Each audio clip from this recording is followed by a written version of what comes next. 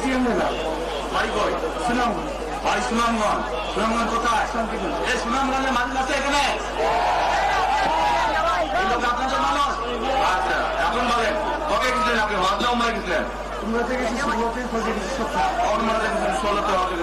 এখন আমাকে বলেন, আপনি তো উমরা হজ করে এসেছেন, সামনে যাবেন, আপনি কাবা শরীফে গেছেন, কাবা শরীফের মালিককে জোরে বলেন আল্লাহ।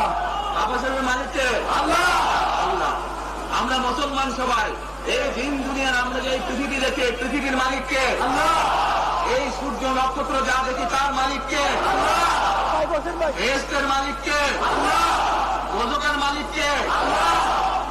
আচ্ছা, কারণ আপনারা সকলেই সাক্ষী দিলেন দোজখের মালিক আল্লাহ, বেহেশতের মালিক আল্লাহ, এই পৃথিবীর মালিক আল্লাহ, কাবার মালিক আল্লাহ।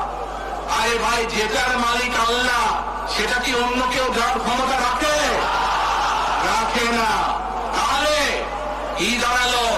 নির্বাচনের আগে একটি দল এই দিব ওই দিব বলছে, টিকিট দিব বলছে না? এটার মালিক মানুষ না, সেইটার কথা যদি সে বলে সেরে কি করা হচ্ছে? হচ্ছে না? যার মালিক আল্লাহ, যার অধিকার শুধু আল্লাহ একমাত্র, সবকিছু অধিকার উপরে আল্লাহর অধিকার। আগেই তো আপনাদেরকে ঠকাচ্ছে, নির্বাচনের পরে তাহলে কেমন ঠকাবে আপনাদেরকে বোঝে নেবা।